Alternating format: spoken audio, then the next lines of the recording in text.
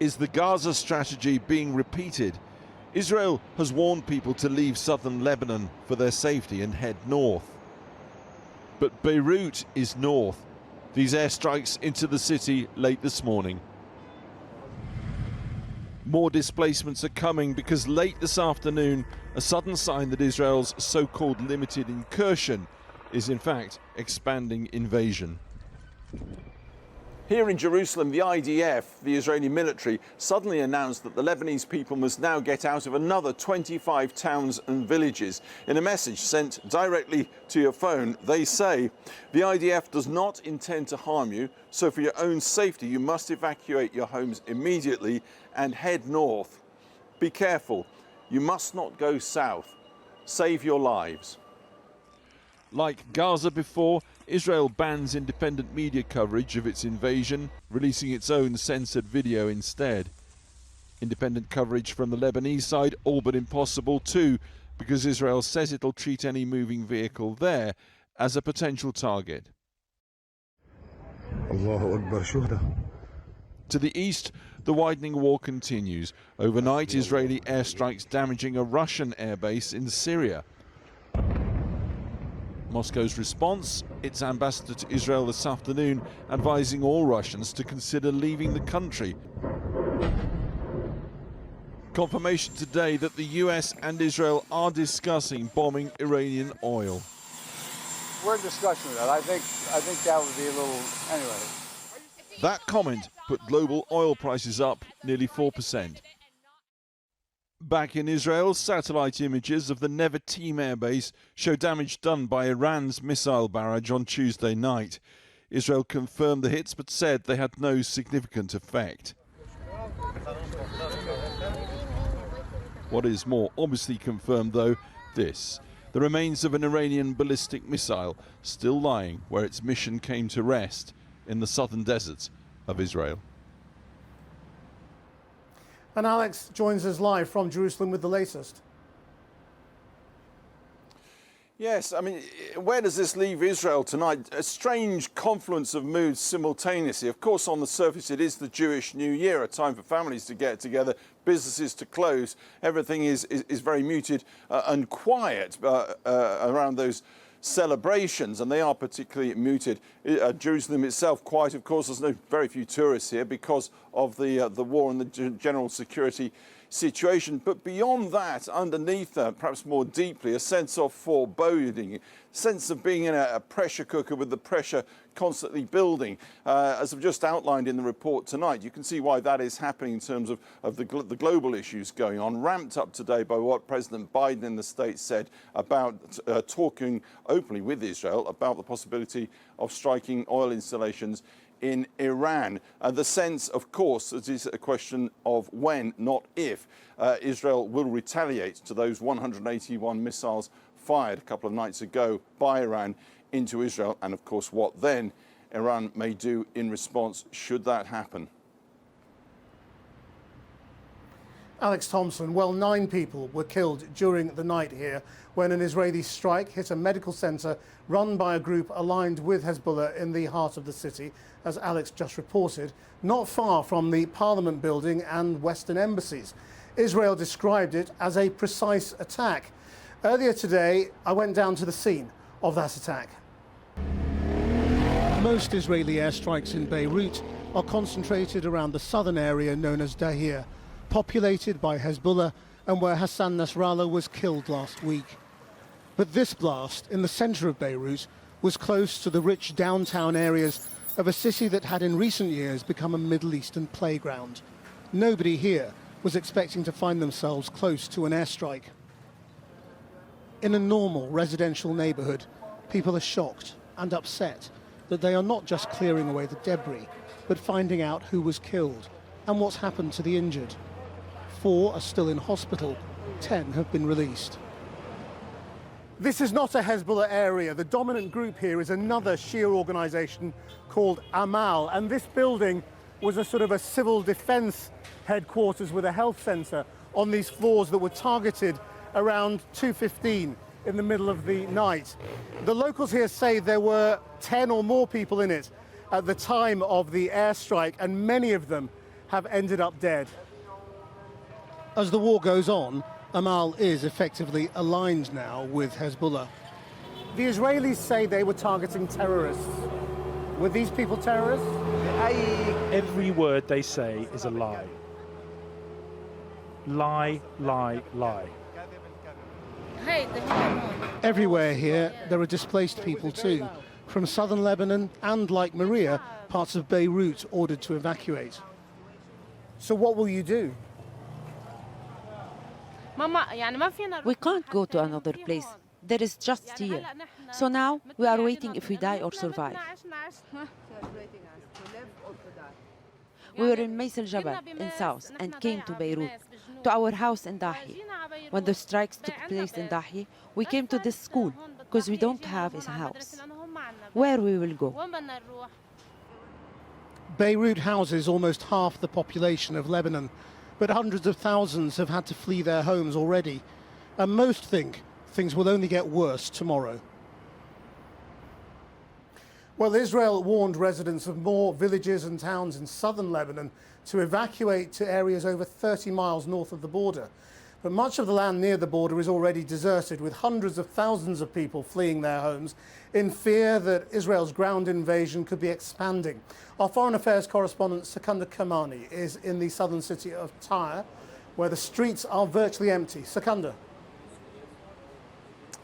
Well, Christian, we've been hearing both incoming and outgoing fire throughout the day. We can't really get any closer to the border, partly because Hezbollah have told us that we're not allowed to do that, partly also because the Israeli army has warned that any cars travelling from north to south in the region could be targeted. So it's hard to build up an independent picture of what's happening in terms of Israel's ground incursion into southern Lebanon and Hezbollah's fight back against it.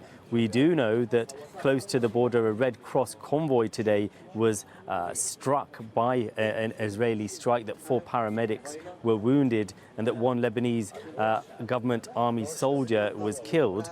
The World Health Organization has also said today that 28 on-duty medics have been killed in the past 24 hours. All of this, I think, underlining just how dangerous the situation is. Across southern Lebanon, the sights and sounds of war, as the number of killed and injured by Israeli strikes rises. Hezbollah have sustained devastating blows, but they're still the dominant presence here, and they're controlling what we can film. Hussein Jeshi is one of the group's members of parliament. Many people here in Lebanon are very angry about what Israel is doing, but many are also angry with Hezbollah for, they say, dragging the country into a war they did not want. How would you respond? Everyone is entitled to express their opinion. We respect that, but we are committed to our duty, to our homeland, above anything else. Is there anything short of a ceasefire in Gaza that would lead Hezbollah to stop firing on northern Israel? Because Hezbollah, this whole country, is paying a very high price for this war. The Zionist regime is the one that has dragged Lebanon into this war. We ask the Zionists to stop their massacres on us and the people of Gaza. We're in the city of Tyre, at the site of yet another airstrike. When you look around at the scale of the destruction here, you get a sense of just how powerful the explosions must have been. These were 2 buildings that are now just reduced to this huge pile of rubble.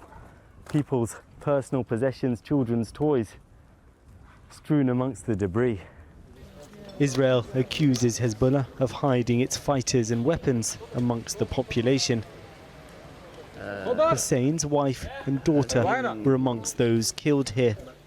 There were no explosives or rockets here, he says, but we are used to this. Our blood, our bodies, our children are all for Sayyid Hassan, referring to the slain Hezbollah leader. Hezbollah is firmly enmeshed into all aspects of life here, running a state within a state. It even has its own civil defense team. 7 of its members were killed in Beirut overnight. You believe that your teams are being deliberately targeted? They're deliberately targeting us. I've seen it with my own eyes. Maybe they hit us by accident once, but we've had 30 colleagues killed in the past week. They can't all be a mistake. We're only getting a glimpse into this conflict, but even amidst competing narratives, the suffering is clear to see. Well, as you were saying, Krish, a little earlier, more than 20 towns and villages today warned to evacuate by the Israeli army. That brings the total to around 70 towns and villages that have been given such orders. And what's significant about the ones that were given out today is that some of these areas are to the north of where we are right now, entirely to the north of the Litani River. So that's deeper into Lebanon than the area Israel had previously been talking about pushing Hezbollah out from, and that's only going to strengthen fears about the possible eventual scale of Israel's offensive here. Sekunda Kamani. Now today, of course, is Rosh Hashanah, one of the biggest Jewish holidays of the year, so there are few people in Israel giving television interviews. But from here in Lebanon, joining me now is the Minister for the Economy, Amin Salam. Thank you very much for joining us tonight. This economy was already in such trouble. What is the impact of this war? Well, good evening. Thank you for having me. Definitely, the impact of the war on the economy is devastating. Everybody knows very well that prior to the beginning of this war, Lebanon was already struggling for almost 3 years with a collapse in the economy, loss of the value of the Lebanese national currency, unemployment, social issues. I mean, the country has been struggling for a while, way before the war. The war came to add yet another layer of challenge to Lebanon. Now we're talking about over 1 million displaced people, not to mention the 1.5 million or 700,000 Syrian refugees that are still in Lebanon. All that has really piled up to turn this nation into crisis mode. Today, the GDP is in terrible shape because hundreds of thousands of people lost employment over the past year. Most of them are youth, working power in the south, in the agricultural sector, in major industries in the Bekaa Valley, in the south, and parts of Beirut. So let that alone. We're not talking yet about losing entirely the tourism season, which was a very major economic support to Lebanon the past 3 years, given that it was one of the few remaining sectors pumping cash into the economy. So now we're not talking anymore about growth. We're not talking about GDP getting better. We're talking about a big emergency cost on Lebanon that is going to last, and we don't see the end of it yet. Yeah, I mean, Minister, so many people, as you say, are displaced. They're not working. They have no income. At what point are people going to start running out of money to eat? Well, the good thing is that the government had in place, I mean, given the fact that we've been functioning in emergency mode for many years before the war started. So thank God we are good on the food security level, on the medical aid level. That's how we're keeping the people surviving now. But the biggest challenge now is if we don't reach an immediate, and I say immediate, ceasefire with serious talks for peace, this war extending for longer or expanding further will get Lebanon into a very critical place. It will get the economy into a point of no return. That is where people will begin really facing serious challenges, having income, having cash. They will probably be spending everything they have left in the next few months if they are living in the streets and are having no jobs. Right, but when you talk about ceasefire, the Lebanese army was drawn into the war today, returning fire against Israeli troops in the south, and you have lost soldiers to that war already. I mean, you're being drawn in, aren't you? Well, I mean, I said a few days ago, it's a full-fledged war against Lebanon. I mean, the Israeli side is saying that, you know, we're targeting Hezbollah, we're not targeting Lebanon, we're not fighting the Lebanese people while they're bombing the city. I mean, I'm talking to you now from less than a mile away from where the explosions had happened last night. And that is even 2 miles less from the governmental palace. So drawing the Lebanese army in is very dangerous, is very critical. Expansion of that might take us to somewhere where we don't want to go as a nation. So right, but when you talk about ceasefire, I'm sorry to interrupt, but when you talk about ceasefire, no, go ahead. Isn't the fact that Hezbollah has said they are not prepared to ceasefire without a ceasefire in Gaza? Well, the government's message today was very clear from our Prime Minister, Minister of Foreign Affairs, after their meeting as well with the Speaker of the House, President Berry, that the entire government, with all its political parties, Hezbollah included, are in favor of a ceasefire. But the Israeli side is not helping with that, because the Israeli side is not showing any intention of ceasefire, any flexibility. It's just a continuous attack on Lebanon and on the people of Lebanon. Mr. Salam, Minister for the Economy, thank you very much indeed for joining us.